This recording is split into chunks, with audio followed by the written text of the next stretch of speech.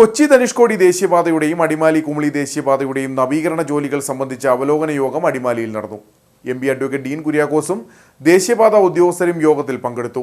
നേര്യമംഗലം വനമേഖലയിൽ നിലനിന്നിരുന്ന നിർമ്മാണ തടസ്സങ്ങൾ പരിഹരിച്ചെന്നും അടിമാലി കുമളി ദേശീയപാതയുടെ തുടക്കം സംബന്ധിച്ച് ഇപ്പോൾ കൈക്കൊണ്ടിട്ടുള്ള അലൈൻമെന്റിൽ മാറ്റം വരുത്തുവാൻ നടപടി സ്വീകരിക്കുമെന്നും എം.പി. പറഞ്ഞു. അടിമാലി ഗ്രാമപഞ്ചായത്ത് ഹാളിലായിരുന്നു യോഗം നടന്നത്. കൊച്ചി ധനുഷ്കോടി ദേശീയപാതയുടെ നവീകരണവുമായി ബന്ധപ്പെട്ട വിവിധ ന്യൂനതകൾ യോഗത്തിൽ അവതരിപ്പിക്കുകയും ചർച്ച ചെയ്യുകയുമുണ്ടായി. അടിമാലി കുമളി ദേശീയപാതയുടെ തുടക്കം സംബന്ധിച്ച് ഇപ്പോൾ കൈക്കൊണ്ടിട്ടുള്ള അലൈൻമെന്റിൽ മാറ്റം വരുത്തുന്നത് സംബന്ധിച്ച കാര്യങ്ങളും യോഗം ചർച്ച ചെയ്തു. എം.പി. അഡ്വക്കേറ്റ് ഡീൻ കുര്യാക്കോസും ദേശീയപാത ഉദ്യോഗസ്ഥരും യോഗത്തിൽ പങ്കെടുത്തു.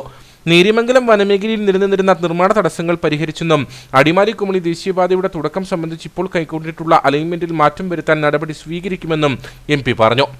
ഏതായാലും അതിന്റെ ബാക്കിയുള്ള നടപടികൾ 3 ഘട്ടങ്ങളിലായിട്ടാണ് അടിമാലി കുമളി ദേശീയപാത പണി പൂർത്തീകരിക്കുന്നത്. അതിൽ 1ാം ഘട്ടത്തിൽ നിശ്ചയിച്ചിട്ടുള്ളത് പനംകുട്ടി മുതൽ ഡബിൾ കട്ടിംഗ് വരെയുള്ള പ്രദേശങ്ങൾ. അപ്പോൾ ആ ഭാഗം പണി പൂർത്തീകരിച്ചതിന് ശേഷം 2ാം ഘട്ടത്തിലും 3ാം ഘട്ടത്തിലുമായി അടിമാലി മുതൽ പനംകുട്ടി വരെയുള്ള ഭാഗവും ഡബിൾ കട്ടിംഗ് മുതൽ കുമളി വരെയുള്ള ഭാഗവും പൂർത്തീകരിക്കും.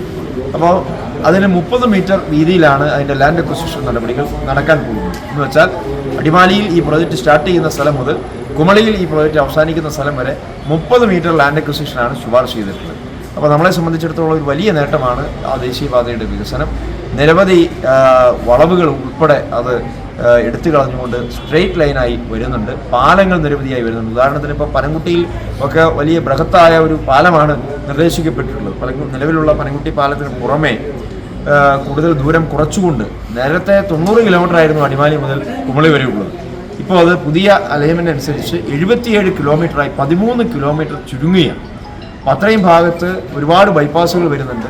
ഇപ്പോൾ ഇവിടുന്ന് പോകുമ്പോൾ ഏറ്റവും ചെറിയ പ്രദേശങ്ങളായിട്ടുള്ള കീരിത്തോട്, ചേലച്ചോട്, കരിമ്പൻ ഈ പ്രദേശങ്ങളിലെല്ലാം ബൈപ്പാസ് വരികയാണ്. അതിനുശേഷം ചെറുതോണിയിലും കട്ടപ്പനയിലും ബൈപ്പാസ് വരികയാണ്. അതിനുശേഷം ആനവിലാസത്ത് ബൈപ്പാസ് വരികയാണ്.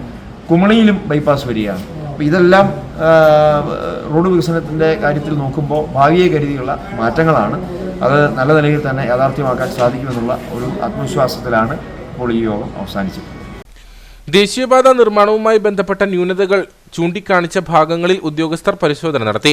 അടിമാലി കുമളി ദേശീയപാതയുടെ തുടക്കം അടിമാലി അമ്പലപ്പടിയിൽ നിന്നും മിനിപ്പടിയിലേക്ക് മാറ്റണമെന്ന ആവശ്യം യോഗത്തിൽ ഉയർന്നു.